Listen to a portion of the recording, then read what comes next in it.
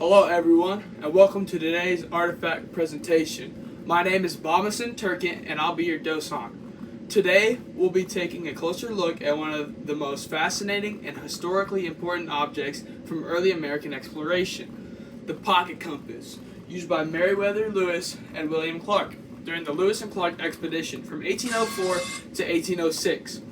Although it's a small and simple compared to modern tools, this compass represents one of the most transformative moments in the United States history. The exploration of the newly acquired Louisiana Purchase and the nation's first scientific journey across the continent. The artifact is a small mahogany-cased pocket compass, as you see here, only about 3.5 inches across and 1.5 inches deep. It has a silver-plated brass rim and a paper dial, and 2 brass-sided vanes that help the user align the compass with distant landmarks so that they can angle and look better. It originally came with a leather carrying case, making it tough enough to survive travel through rivers, mountains, prairies, and forests. This wasn't a decorative piece. It was a working scientific instrument, rugged, functional, and essential for navigation in unknown territory. The compass was made around 1803 in Philadelphia, Pennsylvania, by instrument maker Thomas Whitney, one of the better-known makers of the scientific tools at the time. In the spring of 1803, Meriwether Lewis traveled to Philadelphia to study mathematics, astronomy, and survival techniques in preparation for the expedition. While there, he purchased a variety of equipment, sextants, chronometers, thermometers, and several other compasses. This particular compass cost $5, which was actually the most expensive of the compasses that Lewis purchased. The other were about half that price, suggesting this was a higher quality model, intended for serious field use, maybe better quality and more durable. This compass is believed to have been used by both Meriwether Lewis and William Clark, the leaders of the Corps of Discovery. While we don't know exactly which man used it at which moment, we do know that both were trained in navigation and both were responsible for keeping the expedition on course. We also know that many delicate instruments didn't survive the journey, but this compass right here, it did, making it incredibly rare. In 1803, the United States purchased the Louisiana Territory from France, doubling the size of the young nation almost overnight. President Thomas Jefferson immediately commissioned Lewis and Clark to explore the land, map it, find a northwest passage, collect scientific information, and make a diplomatic contact with the Native Americans, trying to make peace so that we can have peaceful land in the future. This was a scientific expedition, a diplomatic mission, and a test of endurance across an unmapped continent, all at the same time.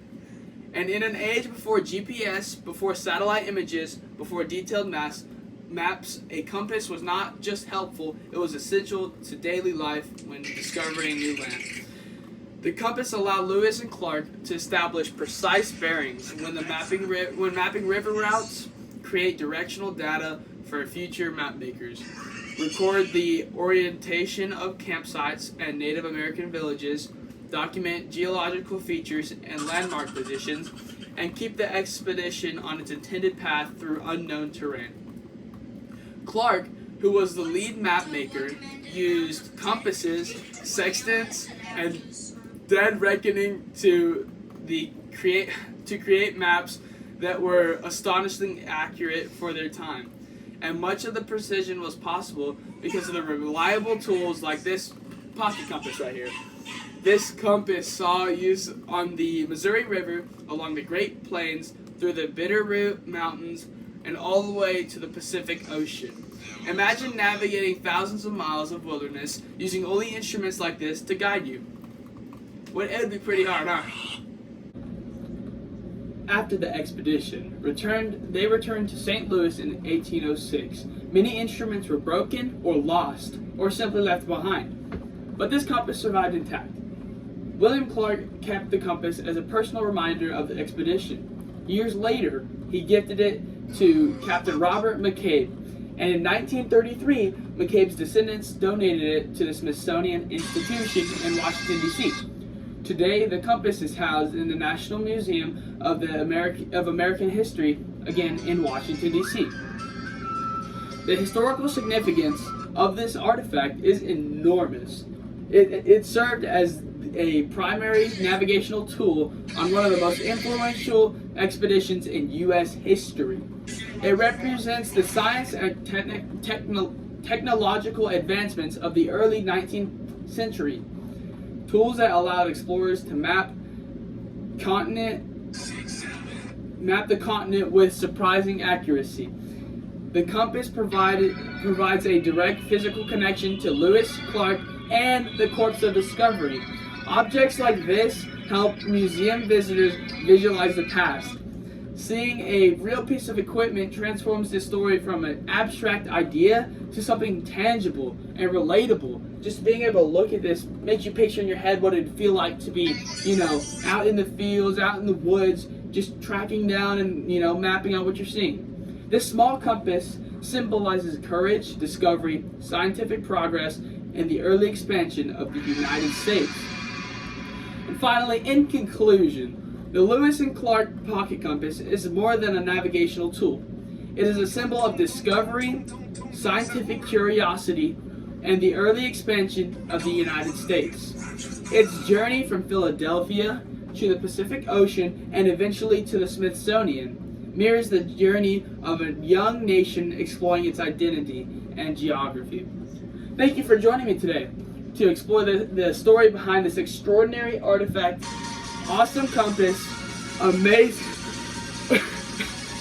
great tool, and again, my name is Bomison Turkit, and if you have any questions, just let me know, and I'll see y'all later.